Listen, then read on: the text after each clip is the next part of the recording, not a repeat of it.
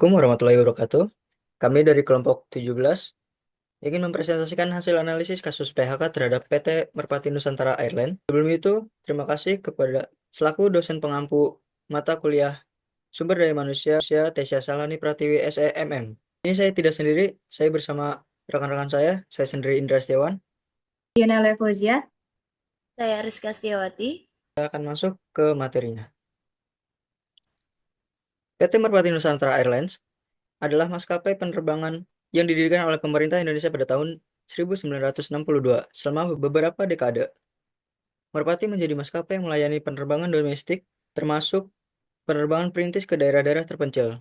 Namun, setelah mengalami kesulitan finansial yang serius akibat manajemen yang buruk dan utang yang terus menumpuk, pada akhirnya Merpati terus harus menghentikan seluruh operasionalnya pada Februari 2014.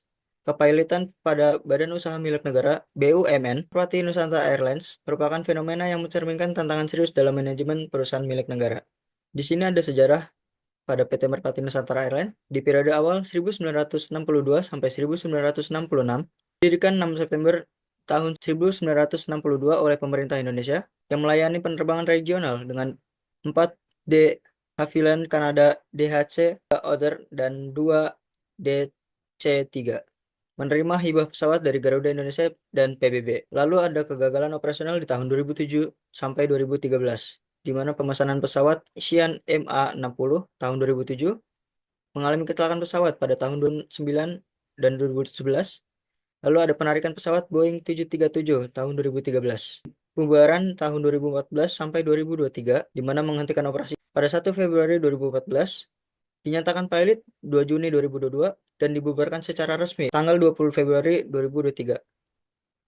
Ada beberapa contoh dari unit PT Merpati Airlines. Yang pertama itu ada Boeing 737-200, lalu ada Fiskars Viscon, terakhir ada Boeing 707. Selanjutnya yang akan dibacakan oleh Diana. Baik, selanjutnya itu ada analisis PHK pemutusan hubungan kerja PHK dalam kasus PT Merpati berdasarkan UU 06 tahun 2023. Pemerintah Indonesia mengeluarkan peraturan pemerintah 08 tahun 2023 mengatur pembubaran perusahaan negara PT Merpati Nusantara Airlines. Dalam proses pembubaran ini, PHK merupakan salah satu konsekuensi yang tidak bisa dihindari. UU yang berlaku saat ini terutama yang berkaitan dengan PHK dalam sektor ketenagakerjaan yang mengacu pada beberapa ketentuan Undang-Undang Nomor 13 Tahun 2003 tentang Ketenagakerjaan dan peraturan lainnya. Berdasarkan aturan ini, PHK harus dilakukan dengan cara yang sesuai dengan prosedur yang berlaku termasuk pemberian hak-hak karyawan yang di PHK. Selanjutnya itu ada proses PHK di PT Merpati berdasarkan UU 06 Tahun 2023. Pemberitahuan PHK menurut pasal 156 ayat 1 UU No 13 tahun 2003, perusahaan wajib memberikan pemberitahuan kepada pekerja paling lambat 30 hari sebelum melakukan PHK. Dalam kasus Merpati, karyawan yang terdampak PHK harus diberitahukan secara tertulis tentang alasan pemberhentian mereka. Namun kenyataannya banyak pekerjaan yang mengeluhkan proses pemberitahuan yang tidak transparan atau tidak sesuai dengan ketentuan yang berlaku. Next. Selanjutnya itu ada penyelesaian yang dilakukan perusahaan. Yang pertama ada penutupan rute dan pemangkasan operasional. Salah satu upaya yang dilakukan adalah dengan menutup sejumlah rute yang merugi, terutama rute perintis yang memerlukan subsidi besar dan tidak menghasilkan pendapatan yang cukup untuk menutupi biaya operasional.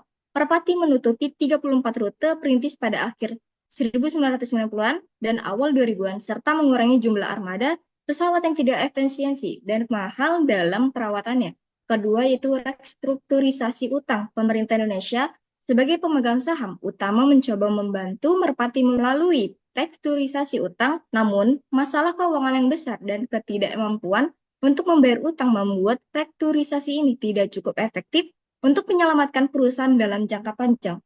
Next. Selanjutnya ada pelanggaran yang terjadi. Yang pertama ada keterlambatan pembayaran gaji sebelum akhirnya menanggung operasional pada tahun 2014. Merpati seringkali terlambat dalam membayar gaji karyawan, yang juga merupakan pelanggaran terhadap ketentuan dalam UU Ketenagakerjaan. Yang kedua ada kurangnya transparansi keuangan. Merpati seringkali menghadapi masalah dalam memberikan laporan keuangan yang transparan dalam dipertanggungjawaban. Berikut laporan keuangan perusahaan terindikasi mengandung ketidaksesuaian yang menciptakan ketidakjelasan dalam penghitungan utang dan pendapatan perusahaan.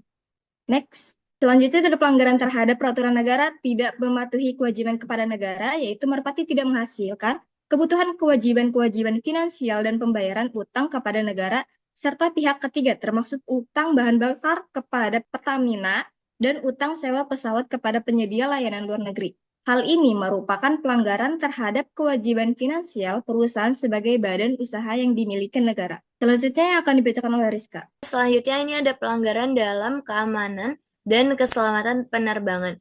Merpati terlibat dalam beberapa insiden dan kecelakaan yang menunjukkan adanya pelanggaran terhadap standar keselamatan penerbangan. Kecelakaan pesawat Merpati tercatat mengalami beberapa kecelakaan pesawat, termasuk kecelakaan Sia MA60 yang terjadi pada 7 Mei 2011 di perairan Kaimana yang mengakibatkan 21 penumpang dan 6 kru tewas. Kecelakaan ini memicu pertanyaan mengenai kualitas pesawat yang digunakan. Adakah pesawat tersebut memenuhi standar keselamatan penerbangan yang ditetapkan oleh Otoritas Penerbangan Indonesia?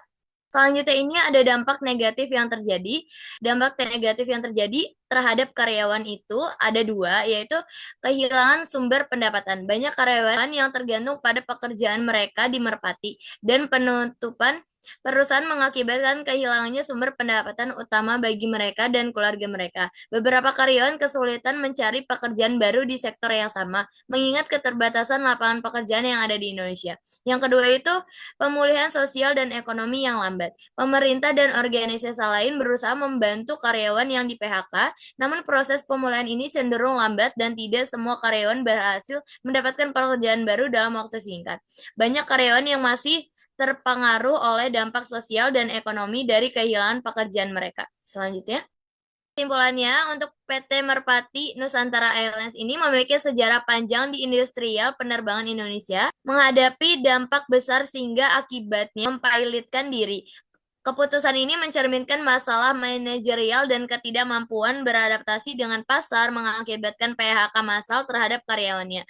Kasus ini menjadi pelajaran bagi BUMN untuk meningkatkan manajemen dan responsivitas terhadap dinamika industrial dengan tetap memprioritaskan kesejahteraan karyawannya. Itu tadi hasil analisis perusahaan PT Merpati Nusantara Airlines. Semoga bermanfaat untuk kita semua. Terima kasih dari kelompok kami. Wassalamualaikum warahmatullahi wabarakatuh.